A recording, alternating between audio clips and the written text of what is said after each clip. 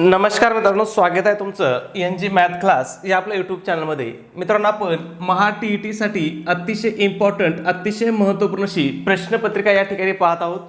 आजचा आपला विषय आहे मराठी आणि आपलं प्रकरण आहे अव्यय. अव्यय हे प्रकरण आहे. मग याच्यामध्ये तुम्हाला माहिती आहे केवल प्रयोगी असतील, शब्दयोगी अव्यय असतील किंवा उभयान्वयी अव्यय असतील किंवा क्रियाविशेषण अव्यय असतील, हे सगळे अव्यय या ठिकाणी आपण या प्रकरणामध्ये पाहणार आहोत. मग यामध्ये काय पाहतो आपण, तर या प्रकरणावरती आतापर्यंत झालेल्या TET परीक्षेमध्ये जेवढे काही प्रश्न विचारले हे सारे प्रश्न आपण काय करत असतो या ठिकाणी घेत असतो. ठीक आहे, मग जास्त वेळ घेणार नाही. आजचा आपला पहिला प्रश्न काय बघा, पुढीलपैकी उद्देशबोधक उभयान्वयी अव्यय असणारे वाक्य कोणतं. प्रश्न कधी विचारला होता पहा, 2025 ला प्रश्न विचारला होता. आता या ठिकाणी लक्षात घ्या, हे अव्यय हे प्रकरण सुद्धा काय खूप महत्त्वाचं आहे. कमीत कमी ह्या 4 अव्ययापैकी तुम्हाला 2 प्रश्न तरी परीक्षेमध्ये 100% या ठिकाणी विचारले जातात. ठीक आहे, मग बघा पहिलं वाक्य काय दिलंय, आजच काम पूर्ण व्हावे म्हणून त्याने कामाचा वेग वाढवला. मग हेच आपलं काय असणार आहे, उद्देशबोधक उभयान्वयी असणार आहे. कोणतं, म्हणून हेच आपलं काय आहे, उद्देशबोधक उभयान्वयी अव्यय असणार आहे. आणि वाक्य पाहिलं तर हेच आपलं काय असणार आहे, वाक्य असणार आहे.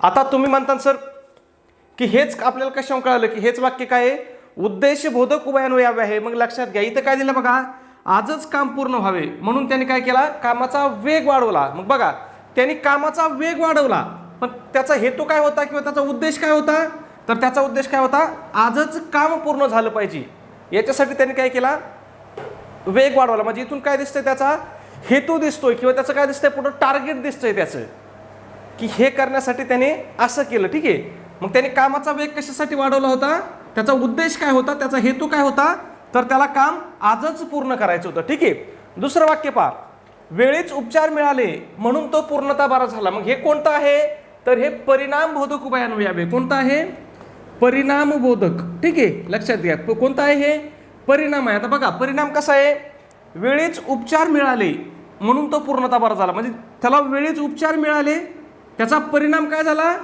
तो पूर्णता बरा झाला. म्हणजे हे कोणतं झालं, परिणामबोधक उभयान्वयी अव्यय.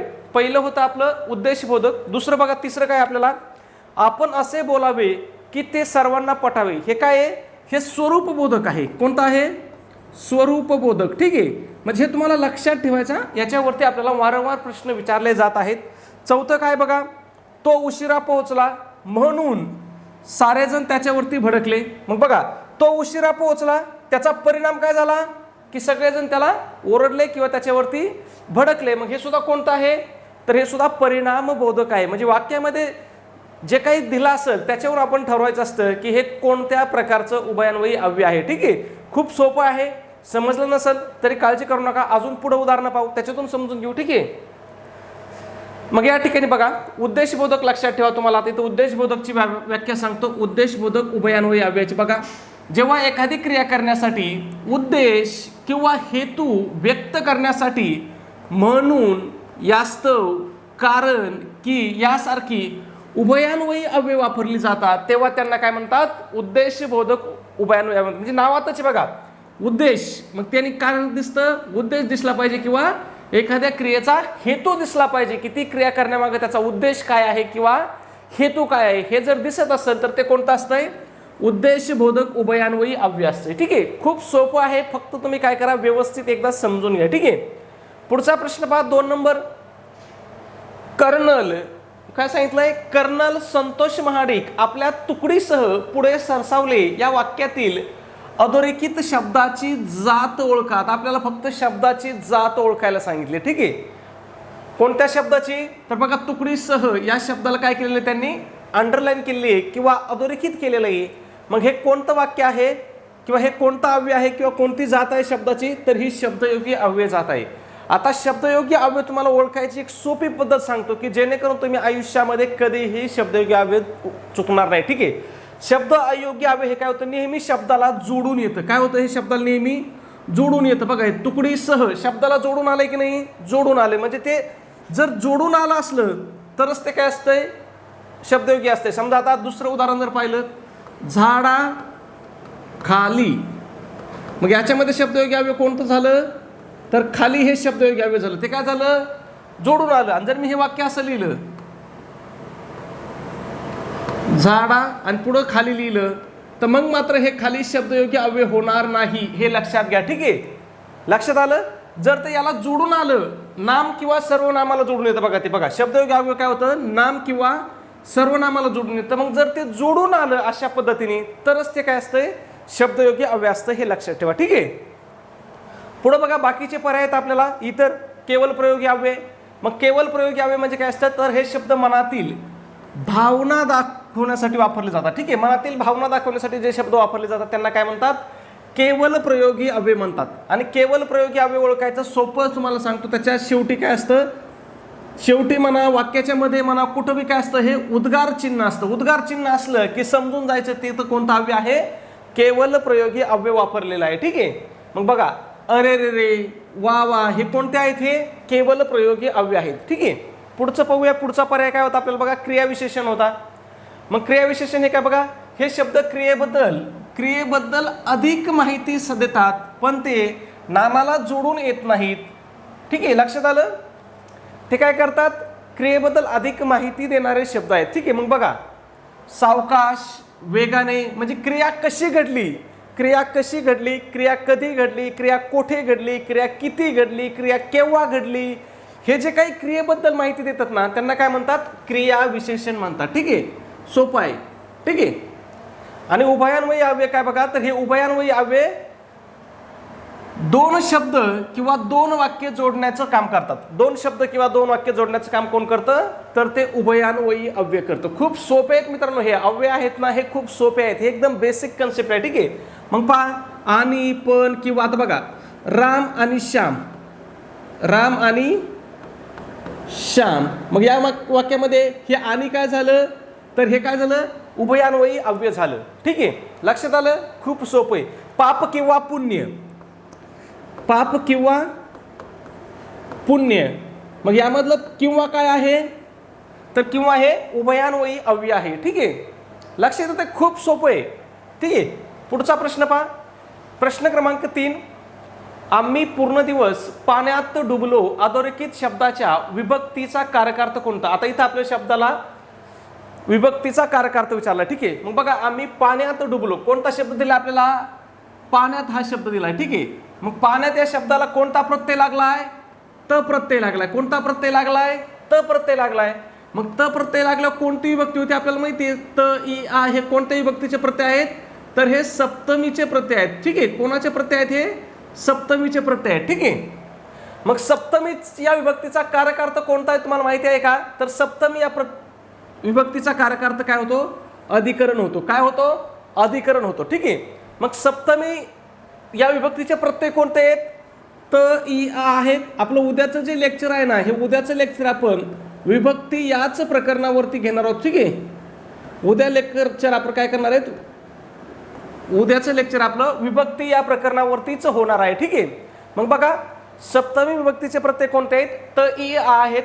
सप्तमी विभक्तीचा कारकार्थ कोणता आहे, तर कारकार्थ आहे अधिकरण. ठीक आहे, प्रत्येक विभक्तीला एक काय असतो, कारकार्थ असतो आणि त्याच्यावरती आपल्याला प्रश्न विचारले जातात. मग दिलेल्या बाकीचे पर्याय बघू. बघा आता बघा द्वितीय विभक्ती आहे. द्वितीय विभक्तीचा कारकार्थ काय असतो, तर द्वितीय विभक्तीचा शब्द वाक्यामध्ये कर्माचं काम करतो. ठीक आहे, त्याच्यानंतर बघा तृतीय विभक्तीचा कारकार्थ काय असतो, तर तो करण असतो. ठीक आहे, म्हणजेच त्याला काय म्हणतात, क्रियेचं साधन म्हणतात. आणि चतुर्थ विभक्तीचा कारकार्थ काय असतो, तर तो संप्रदान असतो. म्हणजे ज्याला दान किंवा भेट दिली जाते तो संप्रदान. ठीक आहे, मग संप्रदान म्हणजे काय, थोडक्यात दान. ठीक आहे, हे अर्थ सुद्धा परीक्षेमध्ये विचारलेले आहेत मित्रांनो. ठीक आहे, म्हणून हे खूप महत्त्वाचं आहे. मी तुम्हाला जे सांगतो ना त्यातला प्रत्येक शब्द आपल्यासाठी काय असतो, खूप महत्त्वाचा असतो. ठीक आहे, चला पुढे जाऊया. पुढे जाण्या अगोदर एक छोटीशी पण अतिशय महत्त्वाची अशी सूचना मित्रांनो, आपण TET परीक्षेसाठी अतिशय इम्पॉर्टंट, अतिशय महत्त्वपूर्ण अशी टेस्ट सिरीज या ठिकाणी आपण सुरू केलेली आहे. मग आपल्या टेस्ट सिरीजचं वैशिष्ट्य आहे की ही तुमच्या TETच्या संपूर्ण अभ्यासक्रमावर आधारित आपली टेस्ट सिरीज असणार आहे. म्हणजे याच्यामध्ये आपण TETचा सगळा अभ्यासक्रम या ठिकाणी काय केलेला असणार आहे, कव्हर केलेला असणार आहे. मग त्यामध्ये तुम्हाला 10 टेस्ट भेटेल आणि सगळ्यात महत्त्वाचं म्हणजे तुम्हाला आतापर्यंत झालेल्या TETच्या सर्व प्रश्नपत्रिका भेटतील. आणि ह्या सर्व प्रश्नपत्रिका कशा भेटतील तुम्हाला, तर उत्तर सूची सहित भेटतील. ठीक आहे, म्हणजे त्यांची उत्तरे सुद्धा त्या ठिकाणी, उत्तर सूची सुद्धा त्या ठिकाणी काय असणार आहे, दिलेली असणार आहे. मग आता तुम्हाला माहिती आहे टीईटी परीक्षा कधीपासून चालू झाली, 2013 पासून चालू झाली. मग 2013 पासून 2025 पर्यंत झालेल्या सगळ्या तुम्हाला टीईटीच्या प्रश्नपत्रिका या ठिकाणी पाठवून दिल्या जातील. तुमचा पेपर 1 असला तरी पेपर 1च्या आणि पेपर 2 असला तर पेपर 2च्या दोन्ही प्रश्नपत्रिका तुम्हाला या ठिकाणी काय केल्या जातील, आतापर्यंत झालेल्या सगळ्या प्रश्नपत्रिका तुम्हाला त्या ठिकाणी पाठवून दिल्या जातील. ठीक आहे, त्याचबरोबर फ्रीमध्ये आपण अतिशय IMP अशा नोट्स सुद्धा देत आहोत. मग यामध्ये कोणकोणत्या विषयाच्या नोट्स आहेत बघा, मराठी आहे, हिंदी आहे, गणित बुद्धिमत्ता आहे, इतिहास असेल, भूगोल असेल, मानसशास्त्र असेल. एवढ्या डीपमध्ये आणि एवढ्या इम्पॉर्टंट नोट्स आहेत ना मित्रांनो आपल्या. आता समजा मानसशास्त्राच्या नोट्स मला वाटतं काहीतरी 70 पानाच्या आहेत. मग जर तुम्ही एवढ्या 70 पानाचा जर अभ्यास केला तर तुम्ही मानसशास्त्रामध्ये 25 पेक्षा जास्त मार्क काय त्या ठिकाणी सहज घेऊ शकता. एवढ्या डिटेल्समध्ये आपल्या नोट्स आहेत. ठीक आहे, त्याचबरोबर अजून एक महत्त्वाची गोष्ट, इम्पॉर्टंट गोष्ट कोणती आहे, ती म्हणजे शालेय पुस्तकांच्या नोट्स. तुम्हाला माहिती आहे टीईटी परीक्षेमध्ये शालेय पुस्तकावरती आपल्याला भरपूर प्रश्न विचारले जातात. मग ती इयत्ता 4थी असेल, इयत्ता 5वी असेल, इयत्ता 6वी असेल, इयत्ता 7वी, इयत्ता 8वी, ह्या सगळ्या पुस्तकावरती तुम्हाला अतिशय IMP अशा नोट्स भेटतील. मग त्यामध्ये इतिहास असेल, भूगोल असेल, राज्यशास्त्र असेल, विज्ञान असेल. ठीक आहे, मग जर तुम्ही फक्त परीक्षेमध्ये आपण पाठवलेल्या एवढ्याच मटेरियलचा जर तुम्ही अभ्यास केला तर तुम्ही किती मार्क घेऊ शकता, तर तुम्ही 100 पेक्षा त्या ठिकाणी जास्त मार्क त्या ठिकाणी सहज घेऊ शकता. 100 पेक्षा जास्त मार्क सहज घेऊ शकता. मग एवढे मार्क जर पडले तर तुम्ही पहिल्याच प्रयत्नामध्ये काय होणार, टीईटी परीक्षा चांगल्या मार्काने, चांगल्या गुणांनी काय होणार, उत्तीर्ण होणार किंवा पास होणार. मग याची किंमत किती मित्रांनो, तर फक्त 200 रुपये किंमत आहे. किती किंमत आहे, फक्त 200 रुपये किंमत आहे. त्याच्यामध्ये सुद्धा आपली ऑफर चालू आहे विद्यार्थ्याच्या मागणीस्तव. मग जर तुम्ही आज आपली टेस्ट सिरीज घेतली तर ही तुम्हाला फक्त आणि फक्त काय होईल, 139 रुपयाला तुम्हाला ही टेस्ट सिरीज पडेल. मग हे 139 रुपये तुम्हाला कुठं पाठवायचे आहेत, तर तुमच्याकडे गुगल पे आहे, फोनपे आहे. त्या ठिकाणी आपला नंबर आहे बघा 96 89 14 16 30. पुन्हा एकदा सांगतो, गुगल पे, फोनपेचा आपला नंबर आहे 96 89 14 16 30. तुम्हाला काय करायचं आहे, या नंबरवरती 139 रुपये पाठवायचे आहेत. किंवा जर तुम्हाला नंबरवरती पैसे पाठवण्यास अडचण येत असेल तर तुम्ही मला व्हॉट्सॲपला जर मेसेज केला की सर आम्हाला स्कॅनर पाठवा, तर त्या ठिकाणी तुम्हाला स्कॅनरसुद्धा पाठवलं जाईल. स्कॅनरवरती पैसे पाठवणं काय असतंय, सोपं असतंय, सुरक्षित असतंय आणि आपले पैसे चुकून दुसऱ्याच व्यक्तीला जाण्याचा धोकाही त्या ठिकाणी राहत नाही. ठीक आहे, मग तुम्ही जे काही 139 रुपये पाठवताय ते पैसे पाठवल्याचं तुम्हाला काय करायचं आहे, एक स्क्रीनशॉट काढायचा आहे आणि तो स्क्रीनशॉट काय करायचा आहे, मला व्हॉट्सॲपला टाकवायचा आहे. ठीक आहे, व्हॉट्सॲपला आपला कोणता नंबर आहे, तर हाच आपला व्हॉट्सॲप नंबर आहे 96 89 14 16 30. व्हॉट्सॲपला तुमचा स्क्रीनशॉट मिळाल्याबरोबर तुम्हाला संपूर्ण स्टडी मटेरियल काय केलं जाईल, त्या ठिकाणी तुम्हाला पाठवून दिलं जाईल. ठीक आहे, पुढच्या प्रश्नाकडे जाऊ. प्रश्न क्रमांक 4 आहे. काय विचारलंय, अरे रे आणि कडे ही अनुक्रमे कोणत्या अव्ययांची उदाहरणे आहेत. आता बघा, अरे रे आणि कडे ही अनुक्रमे कोणत्या अव्ययाची उदाहरणे आहेत असं विचारलंय. मग बघा, अरे रे जर पाहिलं तर आपल्या मनामधून काय होत्यात, भावना व्यक्त होते. भावना व्यक्त होती की नाही, अरे रे काय भावना व्यक्त होते. मग ज्या शब्दातून भावना व्यक्त होती त्याला आपण काय म्हणतो, केवल प्रयोगी अव्यय म्हणतो. काय म्हणतो, केवल प्रयोगी अव्यय. ठीक आहे, मग पहा बरं कुठं पहिला ऑप्शन बघा, इथं काय आहे, उभयान्वयी अव्यय आहे, कट झालं. इथं काय आहे, क्रियाविशेषण आहे, हा पर्याय कट झाला. पुढे वाचायची सुद्धा गरज नाही, इथं केवल प्रयोगी अव्यय आहे आणि इथं शब्दयोगी अव्यय म्हटलं पुन्हा इथं कट होईल आणि आपलं हेच काय असणार आहे, आपलं उत्तर असणार आहे. एवढं सोपं आहे मित्रांनो. प्रश्न दिसायला जरी अवघड दिसत असला तरी तो प्रश्न ॲक्च्युली अवघड असतोच असं काही नाही. ठीक आहे, मग आणि हे काय आहे बघा, तर आणि हे काय आहे, उभयान्वयी अव्यय आहे. आता उभयान्वयी अव्ययामध्ये सुद्धा कोणतं उभयान्वयी अव्यय आहे, हे समुच्चय बोधक उभयान्वयी अव्यय. ठीक आहे, हे पुढे तुम्हाला सांगतो मी. आणि कडे हे काय आहे, तर कडे हे शब्दयोगी अव्यय आहे. ठीक आहे, लक्षात घ्या, खूप सोपं आहे. पुढचा प्रश्न पहा, 5 नंबर. पुढील पैकी कोणत्या गटातील शब्द क्रियाविशेषण या शब्द जातीत आला आहे. आता आपल्याला गट दिलाय आणि सांगितलंय की या गटामधील कोणता शब्द क्रियाविशेषण या जातीमधला आहे असं सांगितले. मग तुम्हाला मी सांगितलं होतं क्रियाविशेषण म्हणजे काय असतं, तर ते काय करतं, क्रियापदाबद्दल किंवा क्रियेबद्दल अधिक माहिती देणारा शब्द असतो त्याला काय म्हणतात, क्रियाविशेषण म्हणतात. मग बघा, क्रियापदाला जर आपण समजा क्रिया केव्हा घडली, क्रिया कुठे घडली, क्रिया कशी घडली किंवा किती वेळा घडली, जर असे प्रश्न विचारले, बघा आता एक कंस उलटा झालाय, इथं कंस पाहिजे होता, क्रिया केव्हा घडली, आणि किती वेळा घडली, म्हणजे बघा केव्हा घडली, कुठे घडली, कशी घडली, किती वेळा घडली, हे जर असे आपण क्रियापदाला प्रश्न विचारले तर आपल्याला काय होतं, क्रियाविशेषण हे आपल्याला उत्तर मिळतं. मग बघा अरे रे रे, शाबास, कोणते आहेत हे, उभयान्वयी अव्यय, सॉरी केवल प्रयोगी अव्यय आहेत. हे काय आहे, परंतु, म्हणून, हे काय आहेत, हे उभयान्वयी अव्यय आहेत. हे कोणते आहेत, उभयान्वयी अव्यय आहेत. ठीक आहे. आता, कडे, मग बघा आता काय दाखवतं आपल्याला, क्रिया केव्हा घडली हे दाखवतं. इकडे काय दाखवतं, क्रिया कुठे घडली हे दाखवतं. मग हीच दोन आपली काय आहेत, क्रिया विशेषण आहेत. ठीक आहे. लक्षात येत आहे, खूप सोपं आहे, तुम्ही फक्त समजून घ्या. बाकीच्या पर्यायाचं सुद्धा तुम्हाला स्पष्टीकरण देतं. बघा पहिला पर्याय काय होता आपल्याला, अरे रे रे, शाबास. मग ही काय आहेत, तर ही केवल प्रयोगी अव्यय आहेत. ती काय करतात बघा, केवल प्रयोगी अव्यय मनातील भावना व्यक्त करण्याचं काम करतात. परंतु, म्हणून ही काय आहेत, उभयान्वयी अव्यय. तुम्हाला आधी पण सांगितलं होतं मी, परंतु आणि म्हणून ही काय आहेत, उभयान्वयी अव्यय आहेत. आणि ती काय करतात, ती दोन शब्द किंवा दोन वाक्य जोडण्यासाठी वापरली जातात. उभयान्वयी अव्यय कशासाठी वापरले जातात, दोन शब्द किंवा दोन वाक्य जोडण्यासाठी वापरले जातात. ठीक आहे. त्याच्यानंतर करितासाठी हे काय आहेत, तर करितासाठी ही शब्दयोगी अव्यय आहेत.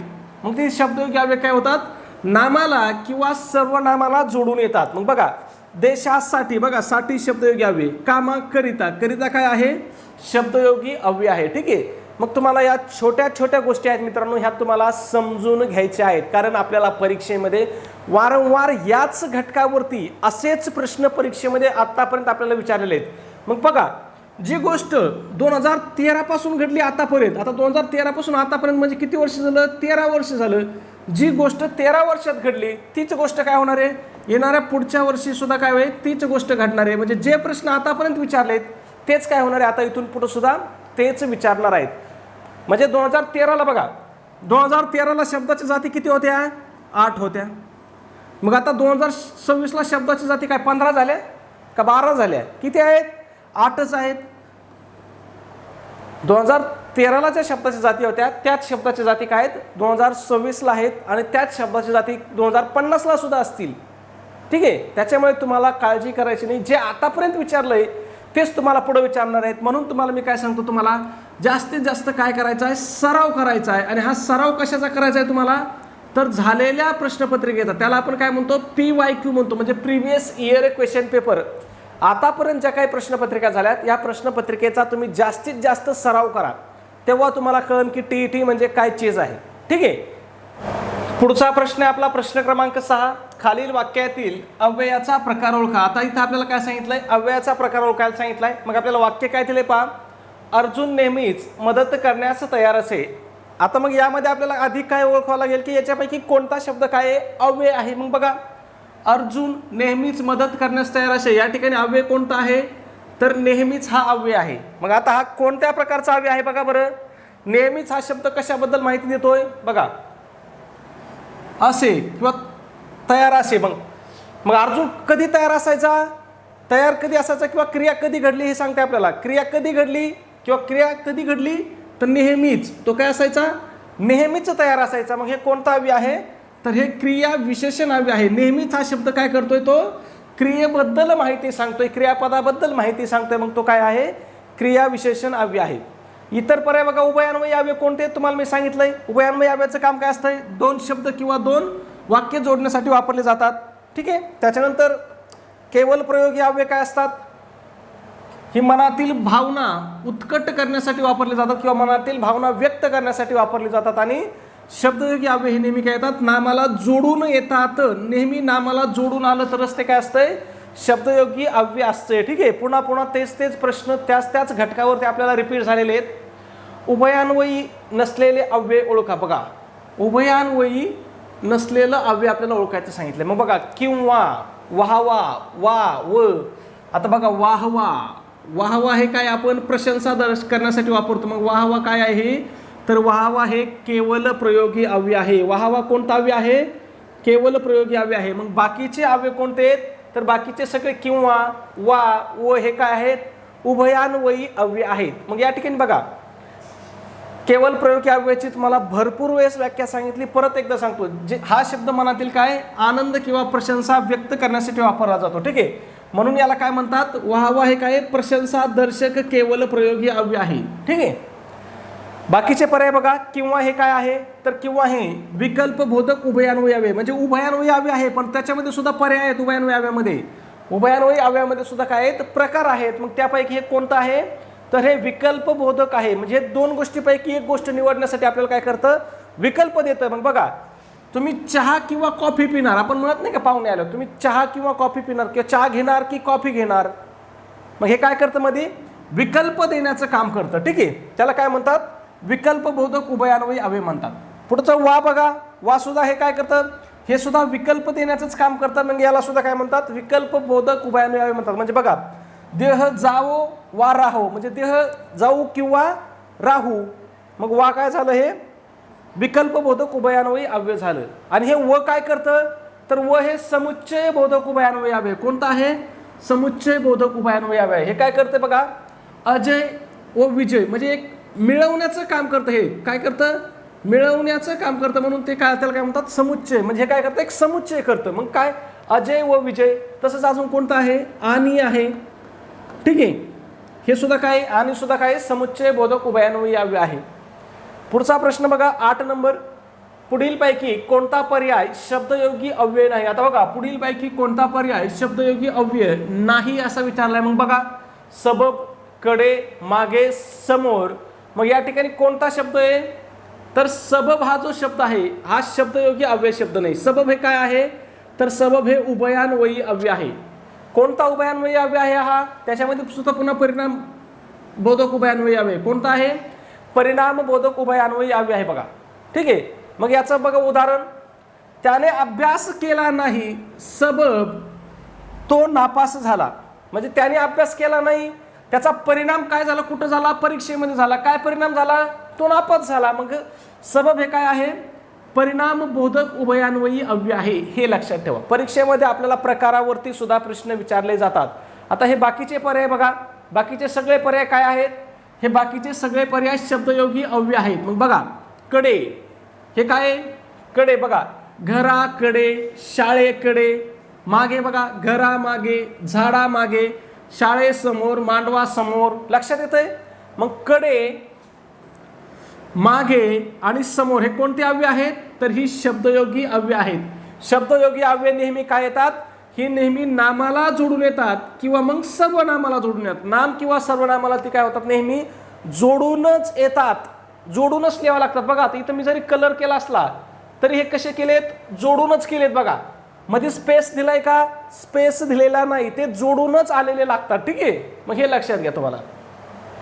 पुढचा प्रश्न 9 नंबर, केवल प्रयोगी अव्यय ओळखा. म्हणजे वाहवा किंवा आणि. मग यापैकी कोणतं केवल प्रयोगी अव्यय आहे, वाहवा हे केवल प्रयोगी आहे. बघा, आतापर्यंत आपला कितवा प्रश्न आहे 9वा प्रश्न आहे, पण आपल्याला पर्यायामध्ये कमीत कमी मला वाटतंय 4 ते 5 प्रश्नाच्या पर्यायामध्ये वाहवा हा शब्द येऊन गेलाय. मग तुम्हाला लक्षात आलं तुम्हाला का मी बाकीच्या पर्यायाचं स्पष्टीकरण देतो. मला काय याड लागलंय का स्पष्टीकरण द्यायला, एवढा घसा ओरडायला. कारण काय होतं, त्यांनी अगोदर जे दिलंय आपल्याला, जे 4 पर्याय दिलेत, त्या पुढचा प्रश्न त्या 4 पैकी एका पर्यायावरतीच विचारण्याची काय असते शक्यता असते. ठीक आहे, मग बघा, केवल प्रयोगी अव्यय पुन्हा एकदा सांगतो, ज्या शब्दातून मनातील आनंद, आश्चर्य, प्रशंसा किंवा दुःख यासारख्या भावना व्यक्त केल्या जातात. काय त्याला काय म्हणतात केवल प्रयोगी अव्यय म्हणतात. मग वाहवा हे कोणत्या प्रकारचं केवल प्रयोगी अव्यय आहे तर वाहवा हे प्रशंसा दर्शक आहे. आपण स्तुती करण्यासाठी वाहवा वापरतो. वा वा किती छान दिसतोस, वा वा काय मस्त काम केलंस. ठीक आहे, मग हे काय प्रशंसा दर्शक आहे. ठीक आहे, पुढचा प्रश्न 10 नंबर, तिने पतीला मोठ्या पानावर आंबोळ्या वाटल्या. या वाक्यातील अधोरेखित अव्यय कोणत्या प्रकारचे आहे. ठीक आहे, आता या ठिकाणी काय पतीला मोठ्या पानावर आंबोळ्या वाढल्या. मग आता या ठिकाणी अधोरेखित करायचं आपल्याकडून राहून गेलंय, पण अधोरेखित कुठं आहे तर वर याला अधोरेखित केलेलं आहे, म्हणजे पानावर.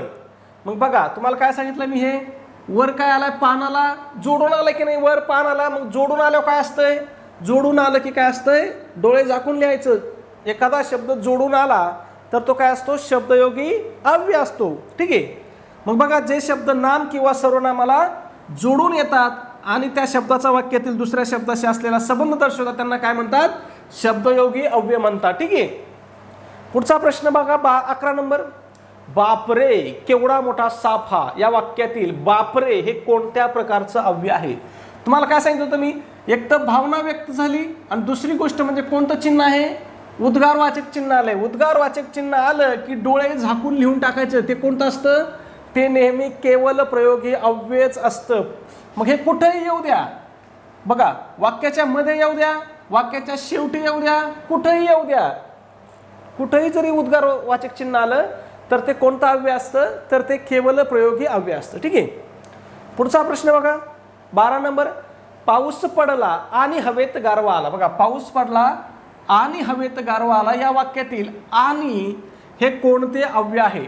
ऑप्शन काय दिलेत बघा, विकल्प बोधक, न्यूनत्व बोधक, समुच्चय बोधक आणि परिणाम बोधक. मग बघा, पाऊस पडला आणि हवेत काय झाला, गारवा आला. ठीक आहे, म्हणजे यांनी काय केलाय, समुच्चय केलाय. मग हे काय आहे, समुच्चय बोधक उभयान्वयी अव्यय. कोणता आहे, समुच्चय बोधक. मग बघा, जेव्हा दोन शब्द किंवा दोन स्वतंत्र वाक्ये आणि व, शिवाय, अन यासारख्या अव्ययाने जोडली जातात आणि त्यातून अधिक माहितीची भर पडते. बघा, माहितीची काय झाली याच्यामध्ये, अधिक माहितीची भर पडते, म्हणजे त्याच्यामध्ये ते अजून मिळवलं जातं. त्याला काय म्हणतात, समुच्चय म्हणतात. मग त्यालाच काय म्हणतात, समुच्चय बोधक उभयान्वयी अव्यय म्हणतात. आता आणि बघा, आणीचं उदाहरण आपल्याला दिलंय, पाऊस पडला आणि हवेत गारवा आला. वचं काय आहे, राम व श्याम दोघे गावाला गेले. राम व श्याम दोघे गावाला गेले. शिवाय काय, याच्यावरती एक उदाहरण आहे बघा, शिवायवरती भरपूर वेळेस परीक्षेत विचारलेले. काय, मी भिकाऱ्याला सदरा दिला शिवाय जीव घातले. मी भिकाऱ्याला शर्ट दिला शिवाय जीव घातले. मग शिवायने काय केला, समुच्चय केला, म्हणून ते कोणतं आहे, समुच्चय बोधक उभयान्वयी अव्यय आहे. ठीक आहे. पुढे पहा 13 नंबर, टेबलाखाली पुस्तक पडले या वाक्यातील शब्दयोगी अव्यय ओळखा. बघा, टेबलाखाली कोणता अव्यय ओळखायला सांगितलं आपल्याला, शब्दयोगी अव्यय. मी तुम्हाला काय सांगितलंय, शब्दयोगी अव्यय नेहमी कसं येतं, जोडून येतं. कसं येतं, जोडून येतं. मग कोणाला जोडून येतं, नामाला जोडून येतं. आणि लय झालं तर सर्व नामाला जोडून येतं. ठीक आहे. मग बघा बरं, इथं जोडून आलेला शब्द कोणता आहे, किती आहे त्या वाक्यात, टेबलाखाली पुस्तक पडले आहे, एकच शब्द जोडून आला आहे. मग कोणतं सर्वनाम आपलं, कोणतं शब्दयोगी अव्यय आहे, खाली हे शब्दयोगी अव्यय. कोणतं शब्दयोगी अव्यय आहे, खाली हे शब्दयोगी अव्यय. का, तर ते टेबल या नामाला जोडून आलेलं आहे. बघा, पुढचा प्रश्न बघा 14 नंबर, पुढीलपैकी रीतिवाचक क्रियाविशेषण अव्यय कोणते. आता बघा, रीतिवाचक, मग तुम्हाला रीत म्हणजे काय हे माहित पाहिजे. रीत म्हणजे काय, तर रीत म्हणजे पद्धत. रीत म्हणजे काय, पद्धत. मग बघा, जे शब्द क्रिया कशी घडली किंवा क्रियेची रीत किंवा पद्धत दर्शवतात त्यांना काय म्हणतात, रीतिवाचक क्रियाविशेषण अव्यय म्हणतात. मग बघा, क्रिया कशी घडली असेल बघा बरं, तिथे. तिथे हे काय दाखवतं आपल्याला, ठिकाण दाखवतोय किंवा त्याला स्थळ म्हणतो आपण. काय, स्थळ दाखवतोय. ठीक आहे. सावकाश, सावकाश काय दाखवतोय आपल्याला, क्रिया कशी घडली दाखवतोय. काल आपल्याला क्रियेचा काय दाखवतोय, वेळ दाखवतोय. ठीक आहे. पुष्कळ काय दाखवतोय आपल्याला, क्रिया किती प्रमाणात घडली हे दाखवतोय. ठीक आहे. मग तुम्हाला काय सांगितलं, क्रिया कशी घडली किंवा क्रियेची पद्धत दाखवणारा शब्द काय असतो, रीतिवाचक असतं. मग ते सांगते आपल्याला, क्रिया कशी घडली, क्रिया सावकाश घडली. ठीक आहे. मग बाकीचे बघा, तिथे हे कोणतं आहे बघा, तुम्हाला सांगितलं तुम्ही, स्थळवाचक हे स्थळ दाखवतं. मग हे काय आहे, स्थलवाचक क्रियाविशेषण आहे. ते काय करतंय, ठिकाण दाखवतंय. काल हे काय बघा, हे कालवाचक आहे, कारण हे काय करतं, क्रियेची वेळ दाखवतं. आणि पुष्कळ हे काय, संख्यावाचक म्हणा किंवा परिणामवाचक म्हणा, कारण हे काय करतंय, किती प्रमाणात घडली क्रिया, किती प्रमाणात घडली हे दाखवते. मग त्याला आपण संख्यावाचक पण म्हणू शकतो आणि परिणामवाचक सुद्धा म्हणू शकतो. ठीक आहे. जो पर्याय असेल ते आपल्याला उत्तर द्यावं लागेल. पुढचा प्रश्न पाहण्याअगोदर मित्रांनो, एक छोटीशी पण अतिशय महत्त्वाची अशी सूचना आहे मित्रांनो. तुमच्या सगळ्यांच्या मागणीस्तव आपण महा-TET परीक्षा जी 2026च्या जूनमध्ये होणार आहे, तिच्यासाठी आपण रेकॉर्डेड कोर्स या ठिकाणी आपण घेऊन आलेलो आहोत. रेकॉर्डेड बॅच या ठिकाणी आपण घेऊन आलेलो आहेत. मग या बॅचमध्ये आपल्या कोणकोणते विषय शिकवले जाणार हे तुम्हाला प्रश्न पडला असेल. मग बघा, या ठिकाणी आपण बालमानसशास्त्र आणि मराठी व्याकरण हे 2 विषय आपल्या बॅचमध्ये पूर्णपणे तुम्हाला शिकवले जातील. ठीक आहे. मग या 2 विषय किती मार्काला आहेत तुम्हाला परीक्षेमध्ये, तर 60 मार्काला आहेत. किती मार्काला आहेत, 60 मार्काला आहेत. मग या 60 पैकी तुम्हाला 50 पेक्षा जास्त मार्काची आपण काय करतोय, हमी देतोय, म्हणजे गॅरंटी देतोय. तुम्ही जर आपला कोर्स केला तर तुम्हाला 60 पैकी कमीत कमी 50 मार्क पडतात. जास्तीत जास्त तर तुम्हाला 55-56 मार्क पडतील. पण कमीत कमी किती मार्क पडतील, बाबा एखादा विषय लईच अवघड आला तर किती मार्क पडतील? कमीत कमी 50 मार्काची आपण तुम्हाला हमी देतोय. तसे तर जास्तीत जास्त तुम्हाला 55 पर्यंतपेक्षाही जास्त मार्क पडतील, पण कमीत कमी आपण 50 मार्क म्हणतोय. ठीक आहे. आता ही बॅच कोणासाठी उपलब्ध असेल किंवा कोणाच्या फायद्याची असेल? तर ज्यांना पेपर 1 द्यायचा आहे TETचा त्यांच्यासाठी फायद्याचे आहे. त्याचबरोबर ज्यांना पेपर 2 द्यायचा आहे त्यांच्यासाठी सुद्धा काय ही अतिशय उपयुक्त असणार आहे. का? दोघांसाठी पण बघा, बालमानसशास्त्र व अध्यापनशास्त्र पेपर 1ला पण आहे, मराठी व्याकरण पेपर 1ला पण आहे, 2ला पण आहे. मग हे दोन्ही विषय असे आहेत की ते तुमच्या दोन्ही पेपरमध्ये तुम्हाला कंपल्सरी विषय आहेत, म्हणजे याला ऑप्शन नाही. हे अनिवार्यच विषय आहेत, तुम्हाला घ्यावंच लागते. तुमचा पेपर 2 मध्ये समाजशास्त्र असो, गणित विज्ञान असो किंवा इतर कुठला असो, तुम्ही हिंदी घ्या, इंग्रजी घ्या, बाकीचे काही विषय निवडा, पण हे 2 विषय काय आहेत तुम्हाला कंपल्सरी आहेत, म्हणजे कायमस्वरूपी तुम्हाला पेपरमध्ये हे 2 विषय असणार म्हणजे असणारच आहे. ठीक आहे. म्हणून आपण ही बॅच आपली काय असणार आहे, तुमचा पेपर 1 असो किंवा पेपर 2 असो, दोघांसाठी काय असणार आहे, अतिशय उपयुक्त असणार आहे. आणि ही बॅच जर तुम्ही केली ना तर तुम्ही परीक्षा 100% परीक्षा पास होता. तुम्हाला लॉजिक सांगतो मी, परीक्षा कशी पास होतात बघा. तुम्हाला इथं बघा 60 पैकी आपण कमीत कमी किती मार्क धरले? 50 मार्क धरले. परीक्षा पास व्हायला किती मार्क लागतात? 90. मग आपल्याला अजून किती मार्काची आवश्यकता आहे? आपल्याला अजून 40 मार्काची आवश्यकता आहे. किती प्रश्नामधून? 90 प्रश्नामधून आपल्याला 40 मार्क घ्यायचे आहेत. का? तर आपण इथं 60 मधून किती घेतलेत? 50 घेतलेत. मग 90 मधून 40 घ्यायचे म्हटल्यावर जर 90 प्रश्नाला आपण अंदाजे टोले जरी मारले तरी आपले 25 प्रश्न काय होतात? बरोबर येतात. 90 प्रश्नाला आपण टोले जरी मारले तरी किती प्रश्न बरोबर येतील? 25 प्रश्न बरोबर येतील. मग खाली प्रश्न किती मार्काचा राहिला? 15 मार्काचा प्रश्न राहिला. मग असा कोणता माणूस आहे की ज्याला 90 पैकी 15 प्रश्नाचं उत्तर येत नाही? कोण असेल का? असं कोणीच नसेल. म्हणून तुम्ही जर इथं मार्क घेतले, हे 2 विषय म्हणजे तुम्हाला परीक्षा पास करून देण्याची काय चावी आहेत, चावी. गुरुकिल्ली म्हटलं तरी चालेल. ह्या 2 विषयात तुम्ही मार्क घेतले, तुम्ही परीक्षा सहज पास होऊन जातात. ठीक आहे. कारण तुम्हाला खाली सोडवायचे किती प्रश्न? मग नंतर फक्त 15 प्रश्न तुम्हाला सोडवायचे. ठीक आहे. मग आपली जी बॅच आहे किंवा आपला जो कोर्स आहे याची किंमत किती आहे मित्रांनो? तर आपण 100 रुपयाची किंमत ठेवली. किती किंमत ठेवली? 100 रुपये ही किंमत ठेवली. परंतु त्याच्यामध्ये सुद्धा आपण ऑफर चालू ठेवली आणि आपल्या ऑफर प्राइस किती असणार? ही 499 रुपये आपली ऑफर प्राइस असणार आहे. पण आता ही 499 प्राइस कोणासाठी असणार आहे? तर ही फक्त पहिल्या 100 विद्यार्थ्यांसाठी असणार आहे. ठीक आहे. किती लोकांसाठी असणार आहे? पहिल्या 100 विद्यार्थ्यांसाठी हे असणार आहे. ठीक आहे. त्याच्यामुळे आता जवळपास 50 विद्यार्थी तर काय झालेत? जॉईन झालेत. म्हणजे राहिली 50 विद्यार्थ्यांसाठीची फी असणार आहे. याच्यानंतर काय होईल? फी वाढवू शकते. ठीक आहे.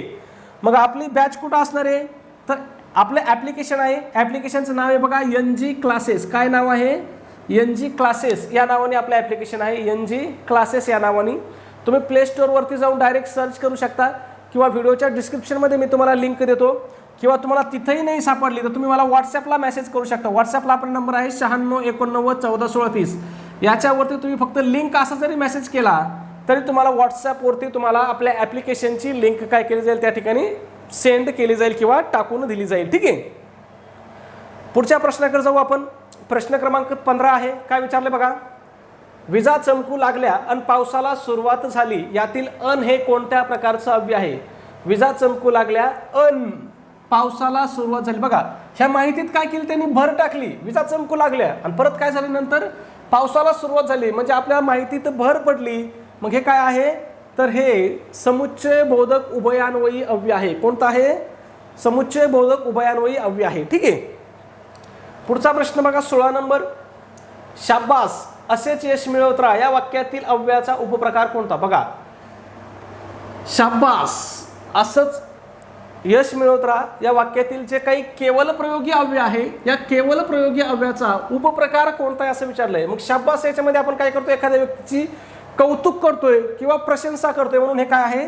प्रशंसा दर्शक केवल प्रयोगी अव्यय आहे. बघा मग जेव्हा आपण एखाद्या कामाचं बघा कौतुक करतो किंवा त्याची स्तुती करतो तेव्हा वापरल्या जाणाऱ्या अव्ययांना काय म्हणतात? प्रशंसा दर्शक केवल प्रयोगी अव्यय म्हणतात. म्हणजे शब्दामध्येच सगळं असतं मित्रांनो, फक्त तुम्हाला ते समजून घेता आलं पाहिजे. पुढचा प्रश्न बघा 17 नंबर. त्याचे घर शाळेसमोर आहे, अधोरेखित शब्दाची जात ओळखा. बघा बरं किती सोपा प्रश्न आहे बरं. आलं की नाही उत्तर? बघा समोर या शब्दाची जात विचारली. समोर हा शब्द काय झालाय? शब्दाला कसा आलाय? जोडून आलाय. मग मी तुम्हाला काय सांगितलं होतं? नेहमी जोडून येणारा शब्द कोणत्या जातीमधला असतो? तर तो असतो शब्दयोगी अव्ययामधला. संपला विषय. काही याच्यामध्ये सांगायची गरज आहे का? काहीच गरज नाही. बघा बरं पुढचा प्रश्न पहा 18 नंबर. पुढीलपैकी परिणामबोधक उभयान्वयी अव्यय पण, किंवा, म्हणून, आणि. मग या ठिकाणी परिणामबोधक उभयान्वयी अव्यय कोणता आहे असं आपल्याला विचारलेलं आहे. मग या ठिकाणी बघा म्हणून हे काय आहे? परिणामबोधक उभयान्वयी अव्यय आहे. मग बघा जेव्हा पहिल्या वाक्यातील क्रियेचा परिणाम दुसऱ्या वाक्यात दर्शवला जातो तेव्हा त्या दोन वाक्यांना जोडणाऱ्या अव्ययाला काय म्हणतात? परिणामबोधक उभयान्वयी अव्यय म्हणतात. जर याचं उदाहरण पाहिलं तर बघा त्याने खूप अभ्यास केला म्हणून तो काय झाला? परीक्षेत पास झाला. मग बघा इथं जे त्यांनी काम केलंय, इथं ज्यांनी काम केलंय, त्यांनी जी क्रिया केली त्याचा परिणाम काय झाला आहे? इकडे पुढच्या वाक्यात झाला आहे. मग तो काय झाला? परीक्षा पास झाला. म्हणून हे काय आहे? परिणामबोधक उभयान्वयी अव्यय आहे. पण हे काय बघा? पण हे न्यूनत्वबोधक उभयान्वयी अव्यय आहे. किंवा हे काय आहे? हे विकल्पबोधक आहे. आणि हे काय आहे? आणि हे समुच्चय बोधक उभयान्वयी अव्यय आहे. ठीक आहे, आपण सगळे पाहिलेले आहेत. ठीक आहे, पुढचा प्रश्न काय? 19 नंबर. मुले मैदानावर खेळत आहेत या वाक्यातील वर हे कोणत्या प्रकारचं अव्यय आहे? बघा वर हे कोणत्या प्रकारचं अव्यय असं विचारलंय. बघा मुले मैदानावर खेळत आहेत, कोणता आहे? वर काय झालंय? शब्दाला जोडून आलंय. मग शब्दाला जोडून आलं डोळे झाकायचे आणि काय उत्तर लिहायचं? शब्दयोगी अव्यय हे उत्तर लिहून टाकायचं. ठीक आहे, पुढचा आणि आपला शेवटचा प्रश्न क्रमांक 20 आहे. पुढीलपैकी कोणते अव्यय अविकारी असते? विकारी आणि अविकारी याच्यावरती आपल्याला प्रश्न विचारला आहे. मग कोणतं अव्यय हे काय असतंय? अविकारी असतं. याचं उत्तर काय करायचं तुम्हाला कमेंटमध्ये सांगायचं. बघा शब्दाच्या जातीपैकी पहिल्या 4 जाती काय आहेत? विकारी आहेत. पहिल्या 4 जाती काय आहेत? विकारी आहेत. आणि नंतरच्या 4 जाती ह्या काय आहेत? अविकारी आहेत. मग तुम्हाला सांगायचं याच्यापैकी कोणता शब्द अविकारी आहे? कमेंटमध्ये सांगा. सबस्क्राईब केलं असेल सबस्क्राईब करा. व्हिडिओ आवडला असेल तर प्लीज एक लाईक करा आणि व्हिडिओ कसा वाटतो हे सुद्धा कमेंटमध्ये नक्कीच सांगत चला. धन्यवाद मित्रांनो. भेटूया आपल्या उद्याच्या पुढच्या व्हिडिओमध्ये. तोपर्यंत सर्वांना जय हिंद, जय महाराष्ट्र.